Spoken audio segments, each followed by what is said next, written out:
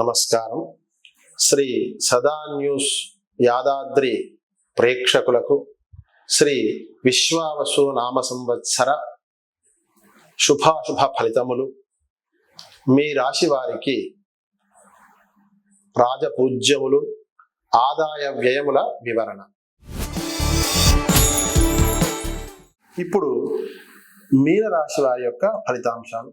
మీనరాశి వారికి పూర్వాభాద్ర నక్షత్రం 4వ పాదము, ఉత్తరాభాద్ర రేవతి 4 పాదాల చొప్పున మీనరాశి. ఈ మీనరాశి వారికి 5 ఆదాయము, 5 ఖర్చు, 3 రాజపూజ్యము, 1 అగౌరవం. ఈ మీనరాశి వారికి శని లగ్నంలోనే, అంటే ఏలినాటి శని దోషం ప్రారంభమై 2.5 సంవత్సరాలైంది. ఇప్పుడు మీనరాశిలో ప్రవేశించాడు. ఇంకా ఎక్కువ ఇబ్బందులను కలిగింపజేస్తాడు.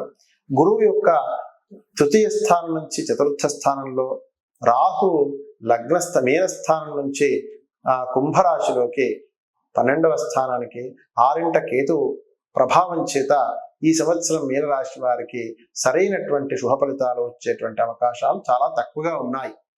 ఎక్కువగా అశుభ పరిమాణాలు ఎక్కువగా ఉన్న కారణం చేత చాలా కడు జాగ్రత్తగా ఈ సంవత్సరం అంతా కూడా ఆచితూచి పెట్టుబడులు కానీ, లేకుంటే నూతన వస్తు కొనుగోళ్లు కానీ, తర్వాత ఆభరణాలు కానీ, ఏదైనా కానీ బాగా జాగ్రత్త పడి 1కి 10 సార్లు ఆలోచించి నిర్ణయం తీసుకొని సరైనటువంటి కొనుగోళ్లు చేయవలసిన అవసరం ఉన్నది. ఈ రాశి వారు ఆరోగ్య విషయంలో జాగ్రత్తల అవసరం ఉన్నది. మాతాపితృ విషయంలో చాలా జాగ్రత్తలు తీసుకోవాల్సిన అవసరం ఉన్నది. తర్వాత కుటుంబ విషయంలో కూడా ఎన్నో రకాలైనటువంటి సమస్యలకు, అనేక రకమైనటువంటి బాధలను ఏర్పడేటువంటి అవకాశం ఉన్నది. మానసిక చింత పెరుగుతుంది, ప్రశాంతత లోపిస్తుంది, అప్రశాంతతగా ఉంటుంది. మరియు పిల్లల విషయంలో జాగ్రత్తలు ఉండాల్సిన అవసరం ఉంది. మీనరాశి వారికి ఎలాంటి గ్రహ సంచార అనుకూలత లేని కారణం చేత ఈ సంవత్సరం చాలా జాగ్రత్తగా జీవనం చేయాల్సిన అత్యవసరం ఏర్పడి ఉన్నది.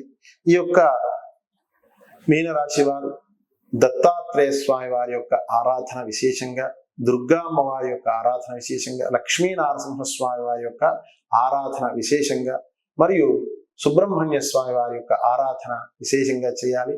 నామ జపం ఎల్లప్పుడూ చేసుకునేటువంటి అవకాశం కలిగించుకోవాలి.